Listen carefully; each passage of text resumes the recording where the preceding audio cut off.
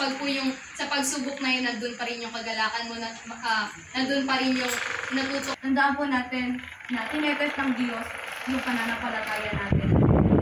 Sa oras ba ng pagsubok, sa oras ba na napakalaki na problema natin, sa oras ba na hindi natin alam yung gagawin natin is nalapit pa ba tayo. Kasi minsan, kapag ganyan na yung sitwasyon natin, mas lalo pa tayo lumalayo sa Diyos. Diba? Naghahanap tayo ng kasama, naghahanap tayo na mapapagsabihin ng problema natin. Lagi po natin tandaan na nandiyan lang yung Diyos natin.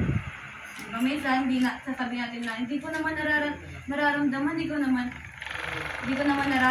Panginoon na nasa tabi ko. Minsan kaya di na lumapit sa Panginoon na, Lord, tulungan niyo po ako sa bagay na to dahil kung tayo lamang po ay hindi po natin kaya. And ang Panginoon ay laging may magandang plano sa atin. Tandaan po natin kapag nakakaranas po tayo ng mga pagsubok, lagi po natin tatandaan na may plano po sa atin ng Panginoon. Saan man pong aspekto ng ating buhay, hindi man po natin alam kung nasang aspekto ng buhay ang bawat isa, pero lagi po natin tatandaan na may plano po ang ating Panginoon sa ating buhay. And then, sa pagsubok po na yun, dapat matatag tayo. Dapat lagi, hindi lang sa salita, kumbaga hindi lang sa salita na sasabihin natin na mananagumpay tayo, kundi pakita din po natin sa gawa. Pakita natin na naniniwala yung Panginoon na mananagumpay tayo, pero dapat ipakita pa rin natin sa gawa. Halimbawa na lang po sa mga to, hindi, kapag nangako tayo sa kanila, pero walang gawa, hindi naman sila, I mean, maniniwala sila, pero aantayin nila yung gawa sa atin yung Diyos. Lagi niya sinasabi, anak nandito ako. Pero ikaw, lumalayo tayo pili sa Diyos.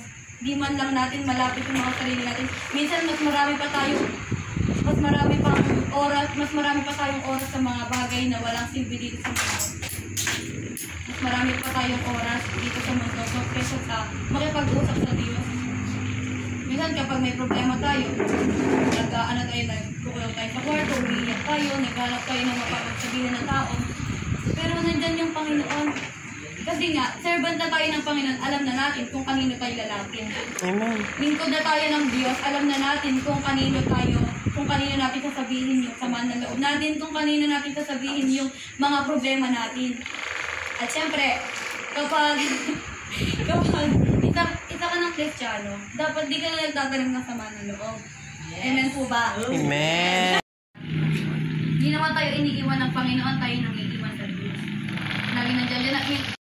Minsan sinisisi natin yung Panginoon. Lord, bakit ako yung nakakaranas ng mga ganitong bagay?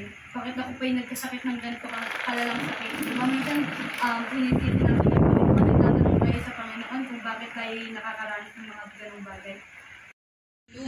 Yung kumbaga yung kagalakan natin, yung kagalakan na binigay ng Panginoon na wala, lahat po yun ay hindi galing sa Panginoon. Yung pagsubok na yun, hindi po galing sa Panginoon. Pero kung sa pagsubok na yun, nandun pa rin yung kagalakan. Kasi nga, di ba po sabi, the joy of the Lord is our